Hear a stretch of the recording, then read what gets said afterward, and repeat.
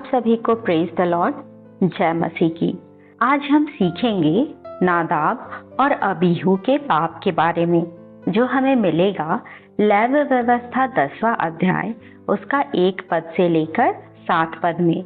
हम इसे पढ़ेंगे तो इस बात को जानेंगे कि नादाब और अबीहू हारून के पुत्र थे, जिन्होंने अपना धूपदान लिया और उनमें आग भरी और उसमें धूप डालकर उस ऊपरी आग को, जिसकी आज्ञा यहोवा ने नहीं दी थी, यहोवा के सामने अर्पित किया। तब यहोवा के सामने से आग निकली और उन दोनों को भस्म कर दिया और वे यहोवा के सामने मर गए। ऐसा इसीलिए हुआ क्योंकि यहोवा ने मूसा से यह कहा था कि जो यहोवा के निकट आए उसका पवित्र होना जरूरी है।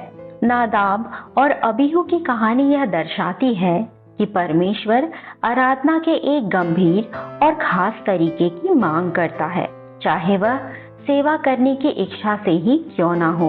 वह एक परिणाम को देती है।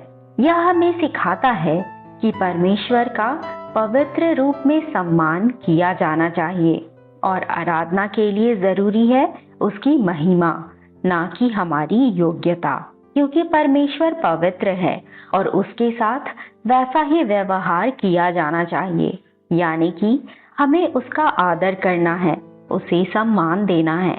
ये हम उसकी आज्ञा को मानकर करते हैं। नादाब और अबीहू की गलती सिर्फ आग में नहीं थी, बल्कि परमेश्वर के स्पष्ट आज्ञा में भी थी।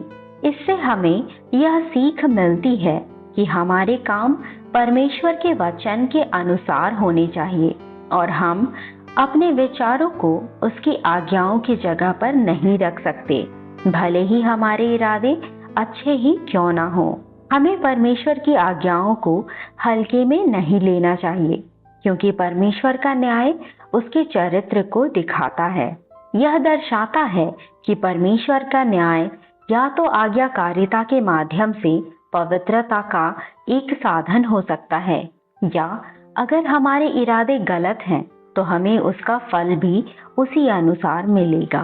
अभी के समय में हम इसे देखें तो हम में से कई ऐसे हैं जो परमेश्वर की आज्ञा का पालन नहीं करते। हम भले ही परमेश्वर की सेवा करना चाहते हैं, पर वो जो हमसे कहता है उन बातों को मानना नहीं चाहते और अपने तरीके से चीजों को करने में उतावली करते हैं। कई बार हमें इंतजार करने के लिए परमेश्वर आज्ञा देता है, पर हम उतावली करते हैं। जैसे परमेश्वर ने हारून के वंश को अपनी सेवा के लिए चुना था, पर हारून के पुत्र नादाब और अबीहू ने जैसा परमेश्वर ने आज्ञा दी थी उस आज्ञा को नहीं माना और जैसा कहा गया था वैसा नहीं किया, जिस कारण उनकी मृत्यु हो गई। आज हमारे लिए ये जरूरी है कि हमें परमेश्वर की आज्ञा मानना है। जब हम किसी काम को करें तो उससे पहले परमेश्वर की इच्छा को जानें और जैसा वो कहता है वैसा करें। जैसा कुलुसियों 3 अध्याय उसका 23 से 25 पद में यह लिखा है, जो कुछ तुम करते हो तन मन से करो, यह समझकर कि मनुष्यों के लिए नहीं परंतु प्रभु के लिए करते हो, क्योंकि तुम जानते हो कि तुम्हें इसके बदले प्रभु से निराश मिलेगी।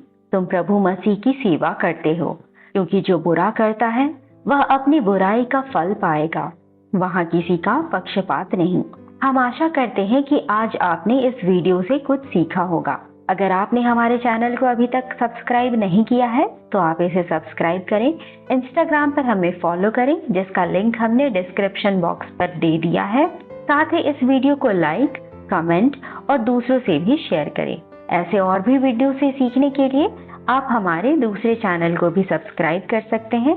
इसका भी लिंक हमने डिस्क्रिप्शन बॉक्स पर डाल दिया है। हमारे वीडियो को देखने के लिए आप सभी का थैंक यू। प्रभु आप सभी को आशीष दे। मिलते हैं अगले वीडियो में।